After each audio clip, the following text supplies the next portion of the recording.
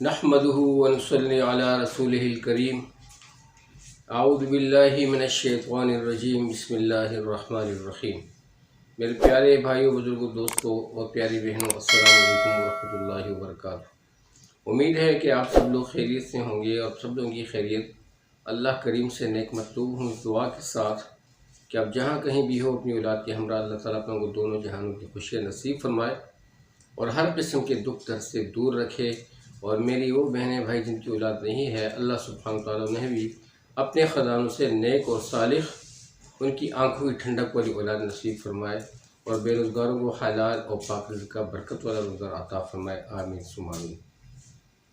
तमाम तारीफ़ उस अल्लाह के लिए हैं जो तमाम जहानों का परवरदिगार है।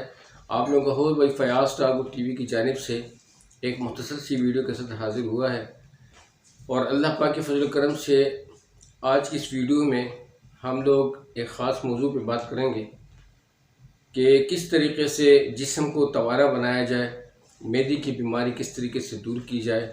चंद बहनों भाइयों ने ख्वाहिश की थी कि कोई ऐसा नुस्खा या कोई ऐसा टोटका बता दें जिससे हमारे मैदे के मसाइल हल हों और स्पेशली हमारी जिस्म की हड्डियां और ताकत बहाल हो और फौरी हमारे जिस्म में ताकत आ सके। ऐसा कोई नुस्खा बता दीजिए। तो इसके लिए मैं तो यही कहूँगा कि अगर आप लोगों को ताकत मिलती है, और एक ऐसा नुस्खा मैं बताने वाला हूँ, एक ऐसा टोटका कि अल्लाह पाक के फजल करम से इसमें बहुत बड़ी ताकत है। और ये दोनों चीज़ें जो मैं बयान करने वाला हूँ ये पैगम्बरी नेमतें हैं, आप सल्लल्लाहु अलैहि वसल्लम के वक्तों से हैं। ये नहीं कि बहुत बड़ी इसकी बहुत बड़ी इफादियत है। उसमें एक इंजीर है और एक खजूर है। ये दोनों नेमतें जो हैं ये बहुत ही बेहतरीन हैं। इंजीर आपके मैदे में बहुत बेहतरीन काम करती है, आपके मैदे के अमराज को दूर करती है, गैस्ट्रिक प्रॉब्लम, कब्जी और दस्त और पेचिस के अमराज को दूर करती है। आपके मैदे में जितने भी ऐसा कोई वायरस हो जो कि आपको आपके जिस्म को नुकसान पहुंचाता है, स्पेशली आपका जो मैदा है वो गैस्ट्रिक इश्यूज़ उसमें पैदा होते हैं। उन इश्यूज़ की वजह से आपका ये गैस जो है वो तबखीरी अमल जो होता है वो दिमाग पे चढ़ जाता है, जिसकी वजह से इंसान काफ़ी परेशान रहता है, सिर में दर्द रहता है, दिमाग पे बोझ रहता है, तबीयत भारीपन, खट्टी डकारें आती हैं और खाना भी हज़म नहीं होता।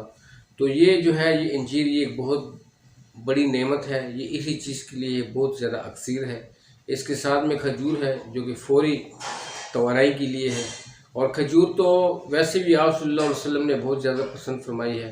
स्पेशली आप सल्लल्लाहु अलैहि वसल्लम को अजवा की खजूर बहुत ज़्यादा पसंद थी, जो कि अरब में बहुत ज़्यादा बड़ी पैमाने में पैदा होती है और हमारे यहाँ भी मिलती है पाकिस्तान में, लेकिन थोड़ी सी एक्सपेंसिव होती है। यहाँ पे तकरीबन अगर मैं आपको उसका रेट बताऊँ तो तकरीबन ये 3000, 3200, 2900 इसी रेशियो में तकरीबन वो केजी पर केजी मिलती है, जो कि बहुत ज़्यादा एक्सपेंसिव है, अगर आम आदमी के पहुँच से बाहर है।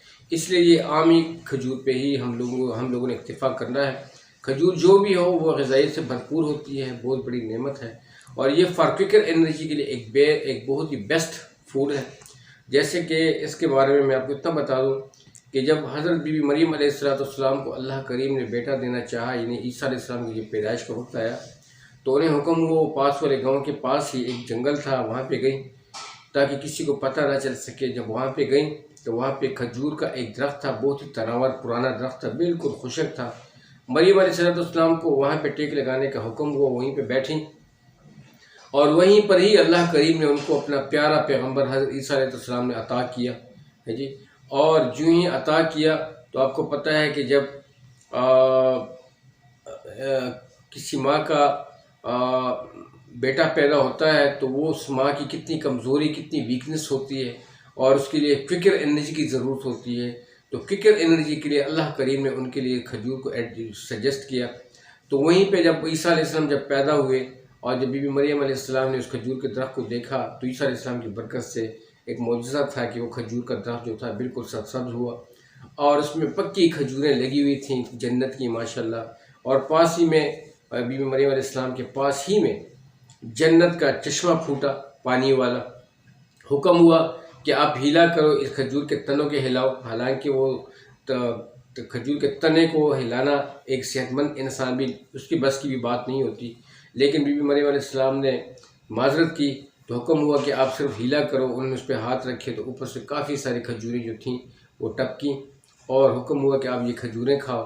और वो खजूरें बीबी मरियम अलैहिस्सलाम ने खाई और फिर जो चार साथ पास ही में जो चश्मा फूटा हुआ था, हुक्म हुआ कि ये पानी पी लो। वो पानी उन्होंने नोश फरमाया और इससे बीबी मरियम अलैहिस्सलाम ऐसी एनर्जेटिक हुई, फ़ौरन ऐसी एनर्जेटिक हुई कि उनको ये फील ही नहीं हुआ कि उनको ये कमज़ोरी आई हुई थी औलाद की वजह से। तो मेरे भाइयों बुजुर्गों दोस्तों, मैं आप लोगों को ये बहुत ही ठोस यकीन के साथ कहता हूँ कि ये बहुत ही ज़्यादा बेहतरीन अमल है। खजूर और इंजीर का कम्बिनेशन जो है ये बहुत ही बेहतर है इंसानी सेहत के लिए। और इंजीर जो है बहुत ही बेहतरीन अमल है, बेहतरीन नेमत है। और उसकी इफादियत के बारे में मैंने आपको बता दी कि इन अमराज के लिए, तबखीरी अमल के लिए, मैदे की गैस्ट्रिक के लिए, अल्सर के लिए, कब्ज़े के लिए, पेचिस के लिए, आपके मैदे के तमाम अमराज के लिए बहुत बेस्ट है। और खजूर जो है ये आपके फर्टिकल एनर्जी के लिए, यानी कि आप आसानी इस्लाम में कह सकते हो कि अगर कोई बंदा आपसे पूछता है कि भाई आपकी एनर्जी का राज क्या है, तो आप कह सकते हो कि जी I always take dates for quicker energy, यानी मैं हमेशा फौरी तवारे के लिए खजूर लेता हूँ। तो खजूर जो है एक बेहतरीन नेमत है। इसके इस्तेमाल जो है ऐसा भी नहीं है कि आप आधा किलो पाव जो है बैक वगैरह खा जाओ। इसका तरीका मैं आपको बताता हूँ। अल्लाह के फजल करम से आप लोगों ने बिस्मिल्लाह पढ़ के 4 खजूरें लेनी है। उस खजूरों को बीच में से चीर देना है, उसकी गुठली निकाल देनी है। उसके बीच में आपने क्या करना है, क्योंकि ये खजूर जो है इसका मिजाज है ये गर्म खुश्क होता है, तो आपने उसके बीच में, अगर आप लोगों के घर में बालाई होती है दूध वाली, वो बालाई को आपने उसके बीच में, क्रीम को उसके बीच में भर देना है। उस खजूरों को बंद करके आपने किसी बर्तन में फ्रिज में रख देना है। ठीक है, पूरी रात वो जो है ना फ्रिज में पड़ी रहेंगी। और 4 दाने जो इंजीर है वो निकाल के, अगर मिट्टी का बर्तन आप लोगों के घर में है तो वेल एंड गुड, अगर वो नहीं है तो आप चीनी का बर्तन लेके 1 प्याले पानी में उसको भिगो के रख दें। सुबह होती है अल्लाह पाक के फजल करम से जब आप फजर पढ़ते हैं, फजर के फ़ौरन बाद आपने क्या करना है, सबसे पहले वो इंजीर वक्फे से लेनी है, वो खा के उसके बाद वही जो पानी जिसमें आपने भिगोई हुई थी वो पानी साथ में लेना है। और वो जो 4 खजूरें आपने फ्रिज में रखी हुई होंगी वो निकाल के वो भी आपने बिस्मिल्लाह पढ़ के वक्फे वक्त से खा लेनी है। तो ये आपका पहला हुआ। ये कम से कम नाश्ते से आधे से 45 मिनट के वक्फे पे होनी चाहिए। और जो है ना इसके बाद, इसको फ़ौरन बाद जल्दी आप लोगों ने नाश्ता नहीं करना, लेकिन कम से कम आपके मैदे के लिए ये चीज़ बहुत ज़्यादा ज़रूरी है। इंशाल्लाह जब आप इस तसलसल को तकरीबन ज़्यादा नहीं 15 दिन भी बहाल रखेंगे, इसको चलाते जाएंगे, तो इंशाल्लाह विद इन 5, 6, 7 डेज़ में अल्लाह पाक के फजल करम से आपका जिस्म खुद बोलेगा, आप एक एनर्जेटिक हो जाएंगे, आप में ताकत आएगी, आपके मैदे की प्रॉब्लम तकरीबन दूर हो जाएगी। लेकिन इन चीज़ों को आपने फॉर एवर जारी रखना है। ठीक है, कम अज़ कम अगर ज़्यादा नहीं तो 3 महीने तो आप इसको जारी रखें ताकि आपके मैदे के अमराज ख़त्म हो जाए। फिर भी अगर आप फिर खजूर को बंद करना चाहते हैं तो खजूर को बेशक आप बंद कर लें, लेकिन इंजीर को जारी रखें। ये इंजीर जो है ये बहुत ही ज़्यादा अक्सीर है। जो आपका जो मेन फंक्शन है जो जिस्म का, वो मैदा है। मैदा बीमार पड़ता है किन वजह से? ये ठंडा गर्म होने से, कि चाय गर्म पी, कोई ठंडा, ऊपर से ठंडा मशरूब लिया, ऊपर से चाय डाल दी, तो ये जो है ना, ये इन चीज़ों से, स्पेशली ये सोडा वाटर जो आजकल एक ट्रेंड सा बना हुआ है खाने के बाद और साथ खाने में, और ये फास्ट फूड, ये आपके मैदे का बेड़ा गर्क करने वाली चीज़ें हैं। तो लिहाजा इनको अवॉइड करें और नॉर्मल ग़िज़ा लिया करें। घी का इस्तेमाल बिल्कुल तर्क कर दें, अगर करते भी हैं तो थोड़ा सा करें घी, जितना कम घी इस्तेमाल कर सकते हैं। ऑयल भी जो होता है वो भी कम इस्तेमाल करें, कम से कम इस्तेमाल करें। और नमक का इस्तेमाल जो है बहुत ही कम करें, 1 चीज़ में करें। आटे में बेशक आप नमक ना मिलाएं और खाने में, सालन में आप बेशक थोड़ा सा डाल दिया करें, लेकिन दोनों में नमक मत खाया करें। आज ही से अल्लाह के फजल करम से इन चीज़ों को आप अवॉइड करना शुरू कर दें कि भाई इंशाअल्लाह अज़ीज़ नमक हमारे घर में इंशाअल्लाह आटे में नहीं होगा और सालन में होगा, 1 आइटम में। और इंशाअल्लाह आहिस्ता आहिस्ता आप लोग आदी हो जाओगे। नमक का इस्तेमाल कम से कम रखें, जो आपको बहुत ज़्यादा फ़ायदा देने वाला है। ठीक है जी। तो इंशाअल्लाह अज़ीज़ बहुत जल्दी आप जो है ना इंशाअल्लाह यू मे फील बेटर इंशाअल्लाह आफ्टर यूजिंग दैट। जब आप इस इंशाअल्लाह इस टोटके को, इस नुस्खे को इंशाअल्लाह व्हेन यू अप्लाई इट, इंशाल्लाह यू विल फील बेटर। ठीक है, जब आप इसको इंशाल्लाह अप्लाई करेंगे तो बहुत ज़्यादा अच्छा महसूस करेंगे, बहुत ही ज़्यादा तवानाई महसूस करेंगे। ये एक बहुत ही बेस्ट नुस्खा था। उम्मीद है कि ये आप लोगों को अच्छा लगा होगा और पसंद भी आया होगा। अगर वीडियो अच्छी लगी हो तो ज़रूर लाइक कीजिएगा, सब्सक्राइब कीजिएगा और चूँकि अच्छा अमल है सबके साथ शेयर कीजिएगा। ठीक है ना जी, मेरी माँ बहनों के साथ, स्पेशली बहनों के साथ और स्पेशली बड़ों के साथ जिनको यानी कि जिनके जिस्म में खून की कमी है और या जो है मतलब है कि उसके उनका जो वो है दिल का जोर नहीं होता, फिरने टुरने से कासिर होते हैं, बस साथ टाइम आराम ही आराम करने का जी चाहता है।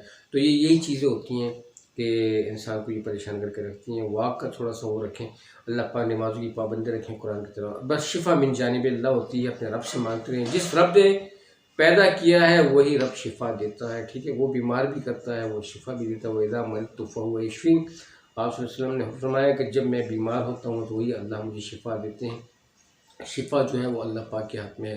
तो इंशाअल्लाह अज़ीज़ इंशाअल्लाह इसके ये जो खून की कमी है, ये एक नुस्खा मैंने अपनी वालिदा साहिबा के लिए बना के दिया हुआ था। मेरी वालिदा साहिबा की मुझे खून की थोड़ी सी कमी थी, बहुत ज़्यादा। उनकी जो पंडलियाँ थी, इसमें अगर हम लोग थोड़ा सा प्रेस करते थे तो उसमें थोड़ा सा गला बन जाता था।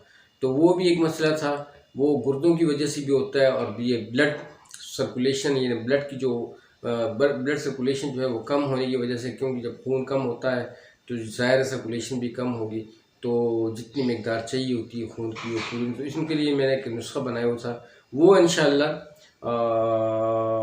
आई शैल जस्ट शेयर विद यू इंशाल्लाह इन फ्यूचर। इंशाल्लाह कि उस नुस्खे को भी इंशाल्लाह मैं आप लोगों के साथ शेयर करूँगा, जो कि खून का ड्राप है।